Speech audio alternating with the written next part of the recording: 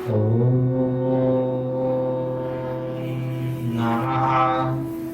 सिद्धेभ्यः।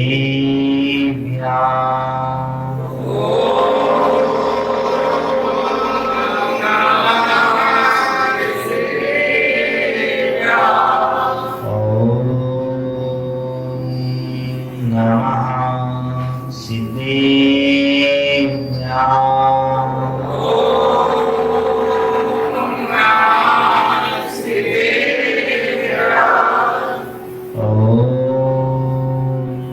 नमः सिद्धेभ्यः।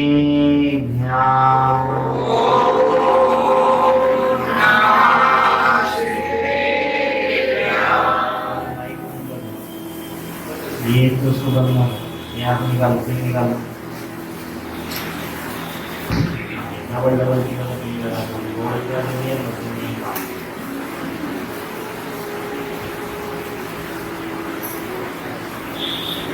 बोले देवा देवी खजर सी चिंतामणि पाशनाथ भगवान की जय। शासन एक महावीर भगवान की जय।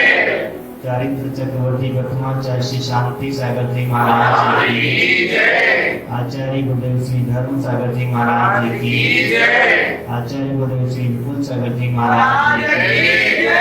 राजस्थान श्रीवाणी माता की जय। आचार्य गुरुदेव महाराज की जय। की जय।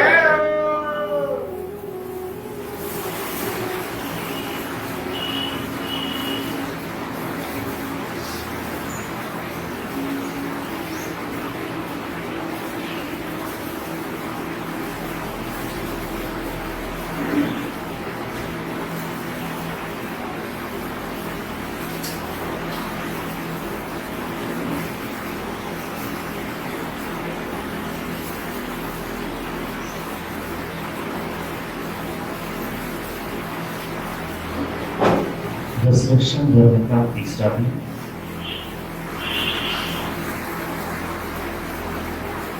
क्रोध, मान, माया।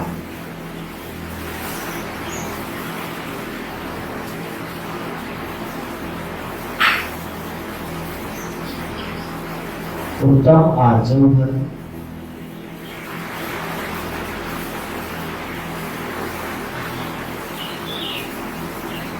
आज हम उस माया की छाया से बचने का,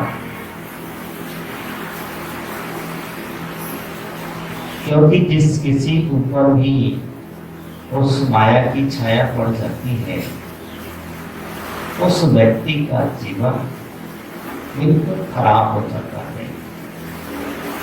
उस पर कोई विश्वास नहीं करता है। कितना भी कोशिश कर ले, वो व्यक्ति सत्य भी कहां पर भी क्यों ना चलता हो, तभी वह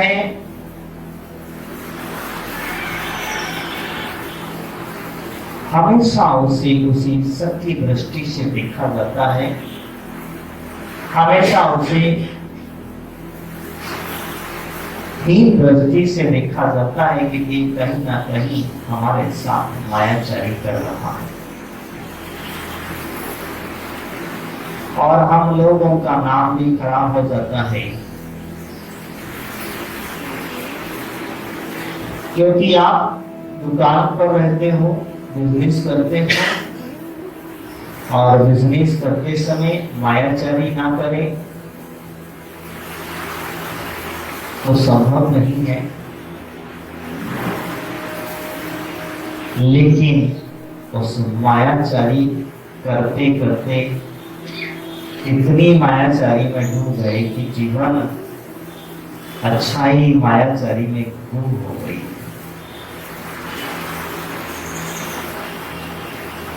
मायाचारी करने वाला जीव लाख कोशिश करिए उस झूठ को छुपाने की,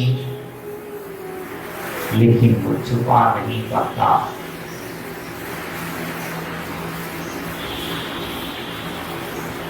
आज वही कहते हैं कि वास्तविकता में मायाचारी से बचना है तो अपने आप को सरल बनाना होगा, सीधा करना होगा, रुजुता के भाव रखने होंगे, कथनी और करनी में एकता लानी होगी, सुलझा हुआ जीवन जीना होगा, जटिलता का अभाव ध्यान रखना।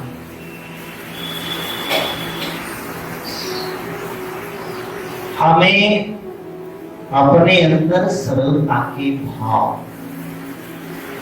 किस प्रकार से लाएं, ये विचार करना चाहिए।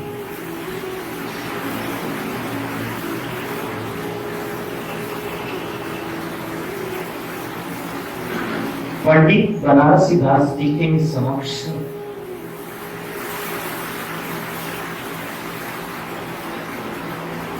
वो प्रवचन में कह रहे थे, लोगों को बता रहे थे कि भिंडी नहीं खाना चाहिए।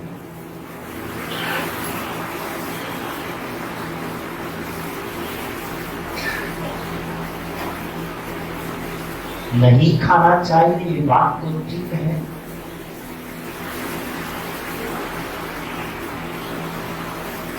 उसमें से उस प्रवचन को सुनते सुनते एक व्यक्ति उठा और खड़ा हुआ और पंडित जी से निवेदन करता है, पंडित जी एक बात बताइए,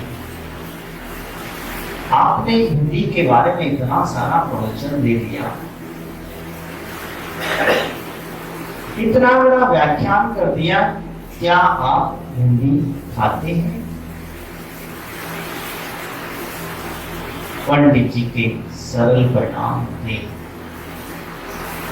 क्योंकि पंडित जी को भिंडी सबसे ज्यादा पसंद थी, तो उनका त्याग भी नहीं था।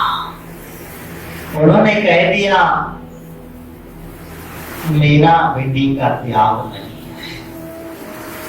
क्यों नहीं है?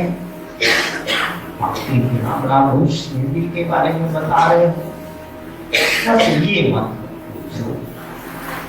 मेरी सरलता के भाव है, मेरे शुद्ध भाव है, मैं मायाचारी नहीं कर रहा हूँ, क्योंकि मैं मायाचारी करूंगा तो मुझे पता है कि त्रिंच गति में जाकर के जन्म लेना पड़ेगा, वो लंबी सूर का हाथी बनना पड़ेगा।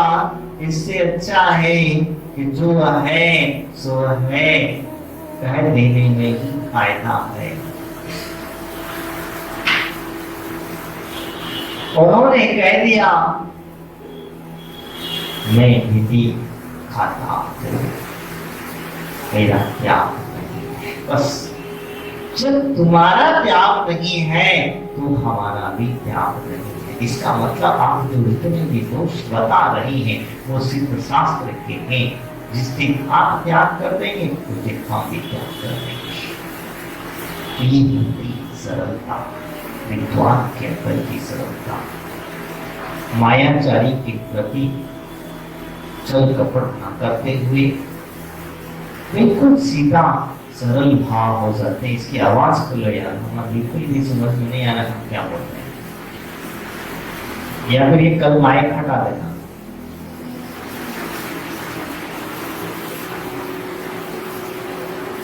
हम 3 दिन से बोल रहे हैं कि माइक ठीक करो, माइक ठीक करो, कोई नहीं सुन रहा है।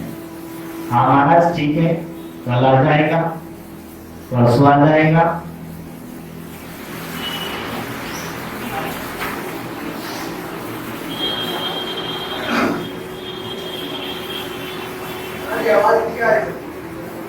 आप प्रवचन करिए यहाँ पर आकर के फिर।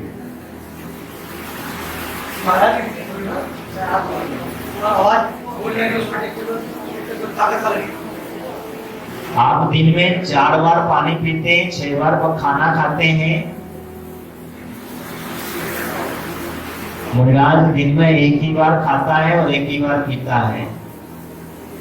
उसमें भी मिल गया तो ठीक, नहीं मिला तो भी ठीक, आपको चिंता नहीं है। अगर आपको एक बार नहीं मिलता है तो 10 बार आपके चिंतन चालू हो जाता है। घर वालों के ऊपर इतना उपसर्ग उपद्रव चालू हो जाता है, तान चालू हो जाती है कि तुमने अभी तक खाना नहीं बनाया, एक टाइम थोड़ा सा आगे पीछे हो जाता है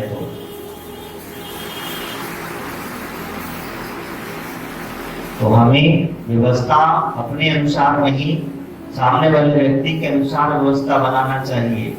अगर अभी तुम्हारे लिए हम व्यवस्था ना बनाए, जमीन पर बैठना पड़े, अच्छा लगेगा? बैठोगे तरफ जो बैठ सकते हो आप, तो क्या तकलीफ है? कोई तकलीफ है? हाँ, बाईपास सर्जरी शरीर की हुई है, क्या हुआ है? बैठ जाइए। ऊपर से तो आप अच्छे दिख रहे हैं।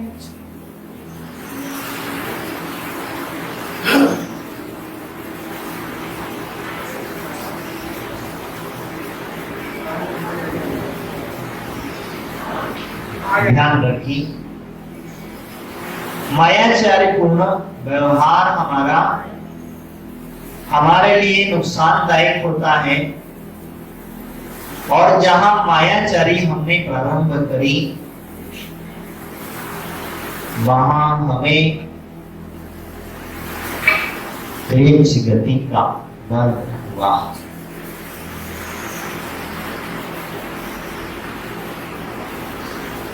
एक मुनिराज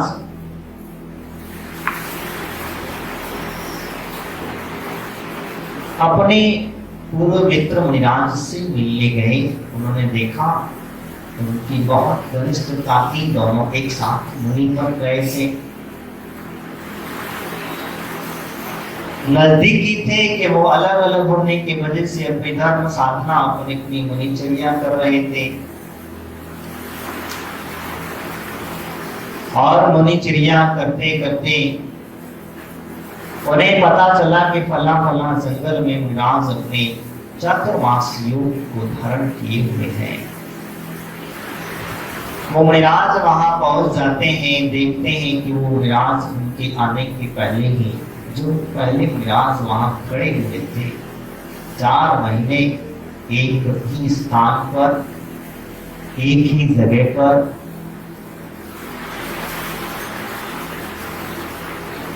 लोगों को सिर्फ पता था कि यहाँ मुनिराज साधना कर रहे हैं, ध्यानस्थ हैं।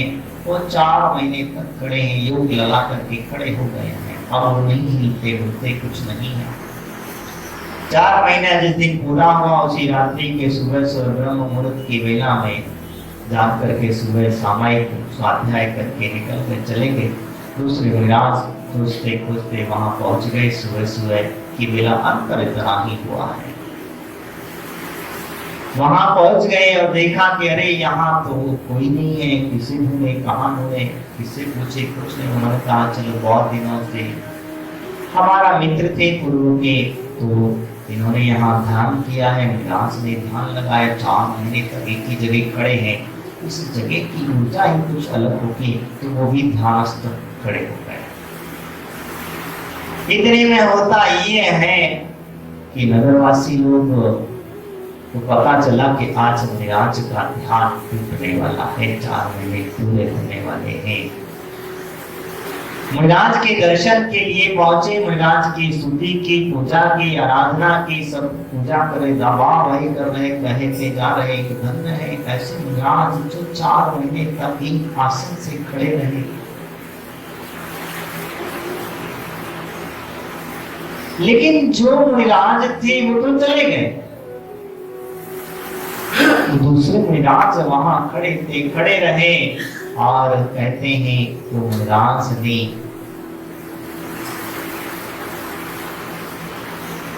ये नहीं कहा कि वो मुनि मैं नहीं।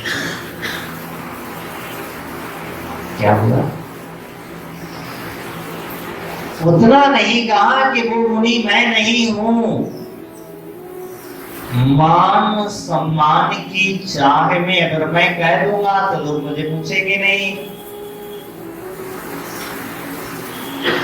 मान की वजह से लोग मेरी प्रशंसा नहीं करेंगे, इस वजह से उन्होंने अपने मुख से सिर्फ इतना नहीं कह पाए कि वो मुनि मैं नहीं हूं।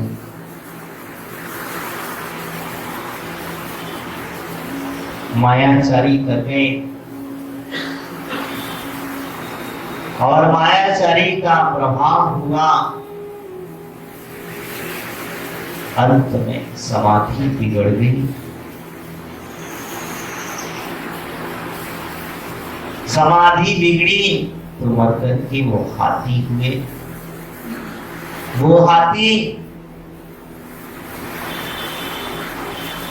जिसे रावण ने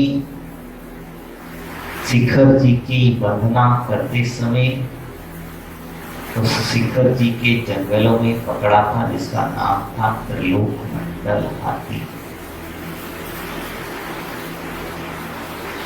वो हाथी जब रामचंद्र जी युद्ध जीत करके लौटे, लौटने के पश्चात अयोध्या आए।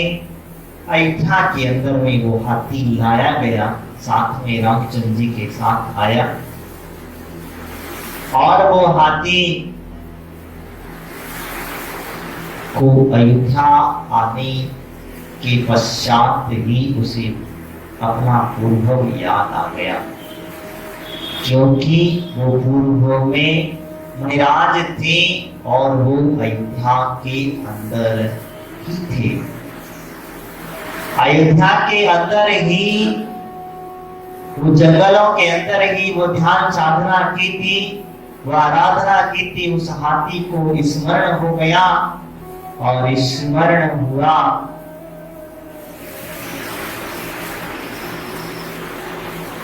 होते ही उस हाथी ने उपद्रव मचाना प्रारंभ करना तो छोड़ दिया, शांत हो गया। इतना शांत हो गया, इतना शांत कि वो कभी ना रहा हो। हाथी है, हाथी इतना कभी शांत हो जाए संभव नहीं है। कुछ न खाता न पीता न कुछ न कुछ।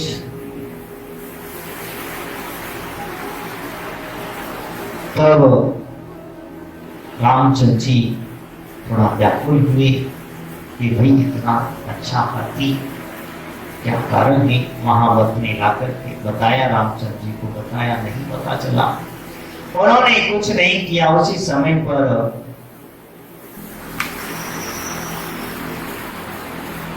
अयोध्या के उद्यान में वृद्धिकारी देव मुनिराज सूरी विराजमान थे और मुनिराज से जाकर के पूछ लिया उस हाथी का पूर्वभाव। ये हाथी कुछ खाता नहीं पीता नहीं। उनसे जब पूछा गया तो उन्होंने कह दिया कि ये पूर्व में मुनिराज थे, भरत का जीव भी मुनिराज था। इसी अयोध्या के अंदर मुनिराज बनकर के जंगलों में साधना करते थे, भ्रमण करते थे। इन्होंने सिर्फ इतना सा मायाचारी का दोष किया था कि मैं वो मुनिराज नहीं हूँ। इन्होंने इतना सा मुनिराज पर्याय में मायाचारी की थी। उस मायाचारी का प्रभाव हुआ कि ये समाधि बिगड़ी और समाधि बिगड़ करके मायाचारी के प्रभाव से त्रियंच गति के हाथी बने हैं। अब हाथी की पर्याय में इन्हें बोध हो गया है, भरत को देख करके इन्हें बोध हो गया है कि अब मैं कहां और ये कहां। ये मेरा परम मित्र था, ये मुनिराज थे, जिन मुनिराज के बदले पर मैं खड़ा हो गया था। ये भरत राम के भ्राता भरत बने और मैं इनका वाहन बनकर के अंत से गिलानी हो जाती है उस मायाचारी की। सोचो हम कितनी मायाचारी करते हैं। हम कितनी मायाचारी में जीते हैं, ये बात वास्तविकता में नहीं समझते। इसलिए कहते हैं कि सरल और सीधे परिणाम होना चाहिए, बिल्कुल सरल। जो है सो है।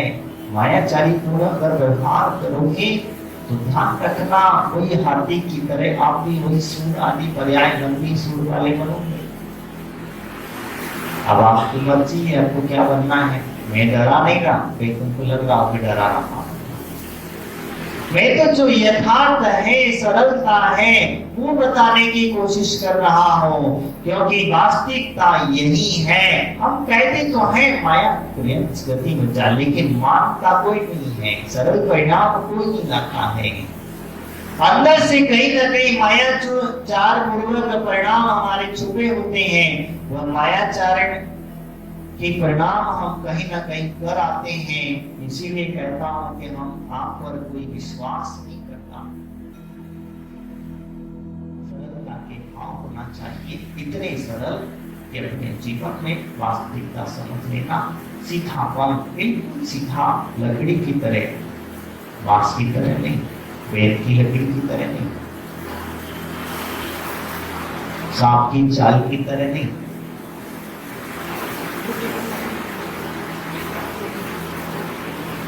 क्या सीधा चाहिए। और सीधापन, आप कहेंगे बोले महाराज सीधा व्यक्ति को तो आज के जमाने में कोई भी बेच देगा, मैं नहीं बेचेगा। कितना बेचेगा? बेच लेगा तो उसका काम है बेचने का। कहां तक बेचेगा और कहां तक बुद्धू बना करके चला जाए, ठीक है, लेकिन एक दिन तू पकड़ा जाएगा। सारा दिन भर का, पूरे जितने भी समय का आपको बुद्धू बनाया था, आप दोबारा बुद्धू नहीं बने। एक बार बना सकता है। सीधे व्यक्ति को एक बार आप परेशान कर सकते, दोबारा नहीं कर सकते, क्योंकि आपकी बात को मान लेता है। इसीलिए मैंने कहा था कि वास्तविकता में कथनी और करनी हमारी एक होना चाहिए, क्योंकि हमारी कथनी और करनी एक नहीं है। हम कहते एक है और करते एक है।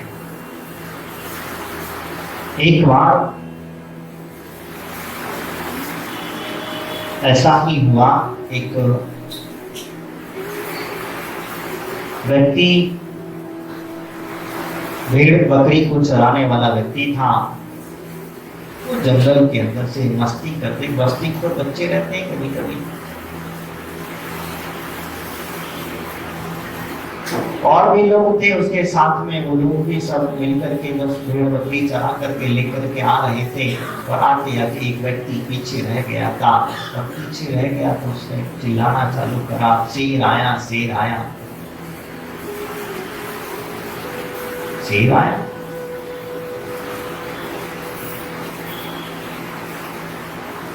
जब शेर आया कहता गया कहाँ है, तो लोग बड़े डर गए, बोले कहाँ है दिखाओ, देखिए किधर कहाँ है। भगाने के चक्कर में सब लोग इकट्ठे हो गए।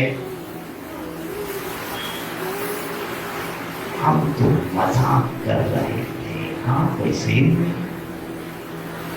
जब कह दिया गया कि मैं तो मजाक कर रहा था,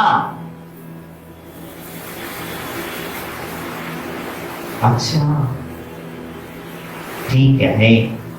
कुछ दिन बीते और एक दिन सचमुच शेर आ गया। अब क्या होगा?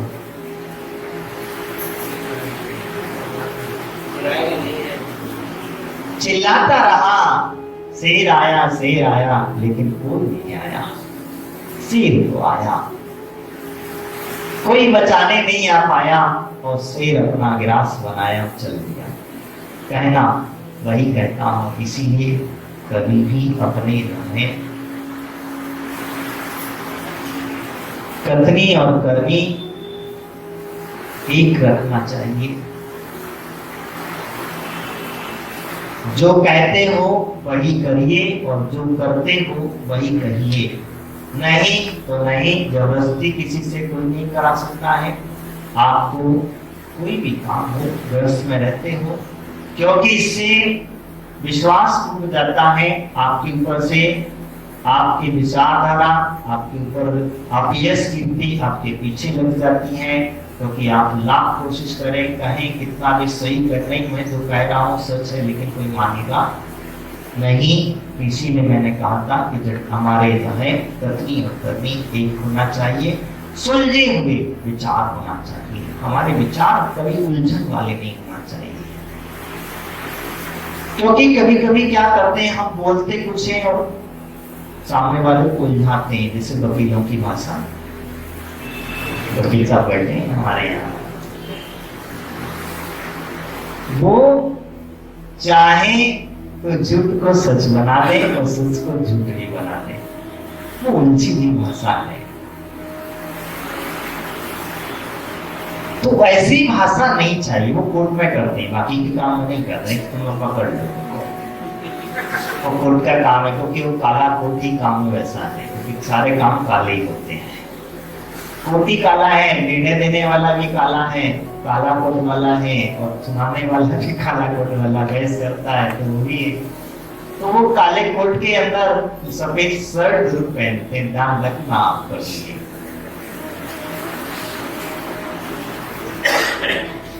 वो सफेद शर्ट इसीलिए पहनते हैं कि हम बेदाग हैं, हमारे अंदर मतलब दिख जरूर रहा है, हम अंदर से बेदाग हैं, ऊपर से काले जरूर दिख पहने हुए हैं, लेकिन अंदर से पूर्ण बेदाग हैं। इसलिए हम पर विश्वास कीजिए। और इसीलिए हम लोग कभी कभी उन पर पूरा विश्वास कर लेते हैं, और उनकी बात पर विश्वास करना भी पड़ता है।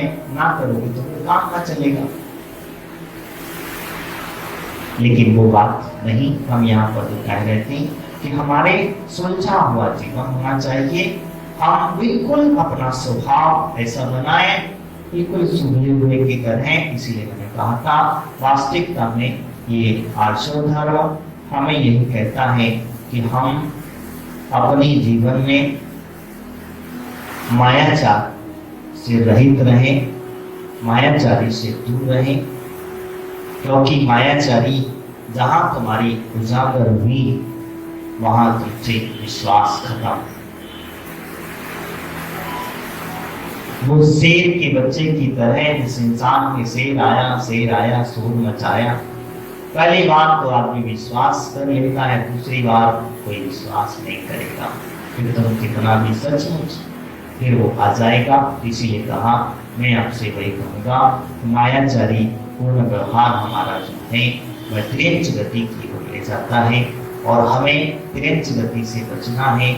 हमारे भाव तिरंच गति की ओर ना जाए, क्योंकि जो भी व्यक्ति का तिरंच गति का बंध हो जाता है, वही व्यक्ति मायाचारी करता है। ध्यान रखना, आप नियम लेते हो, व्रत लेते हो, संयम पालन करते हो, गृहस्थ जीवन में जीते हो, बस मायाचारी बन करना। जो है यथार्थ है, जैसा है उसी प्रकार से रहने की कोशिश करना। कोई किसी का कुछ बिगाड़ नहीं सकता है, ना कुछ हानि पहुंचा सकता है। अगर आपने सत्य को स्वीकार किया, मायाचारी जीवन को त्याग किया, तो कल आपकी यश कीर्ति गाई जाएगी। भरत चक्रवर्ती ने मायाचारी का त्याग नहीं, सॉरी, भरत राम के भाई जो भरत थे, वो मणिराज जब थे, और मणिराज की अवस्था में ही उन्होंने कई बार अपना जीवन मायाचारी पूर्ण नहीं किया। जैसे है, जिस प्रकार से है, सरल रहे। कहते हैं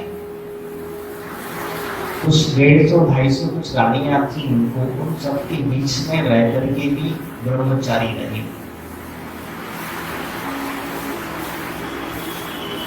उन सबके बीच में रह करके भी एकदम सरल परिणामी रहे, राम के प्रति उनकी आस्था रही। कहे, भैया राम आप राज्य संभालो, मेरे तो वैराग हो गया है। लेकिन भाई का कहना था, इसलिए वो मानते रहे। वो हाथी का क्या हुआ, मैं जो आपसे कह रहा था, वो हाथी मर करके जब मायाचारी का बोध हो गया, बोध होने के बाद में उस माया हाथी के लिए व्रत दे दिए गए, और वो व्रत के प्रभाव से स्वर्ग में जाकर के देव हुआ। यानी वो तिरंच गति की पर्याय छूट गई। तिरंच के मन में भी ढिलानी आ गई। तो कभी कभी आप मायाचारी कर लेते हो, करने के बाद अपने अंदर थोड़ी सी गिलानी पैदा कर लेना। गलती हो गई है तो थोड़ी सी गिलानी ले आना, अंदर मन में भाव विचार बना कि मैंने ये काम गलत किया, मैंने जो मायाचारी की है वो गलत की है, मुझे नहीं करना चाहिए था, इसका दुष्परिणाम भी गलत मिलता है। इस भाव से समझ लेना। मैं आज इतना ही। बोले महावीर भगवान की।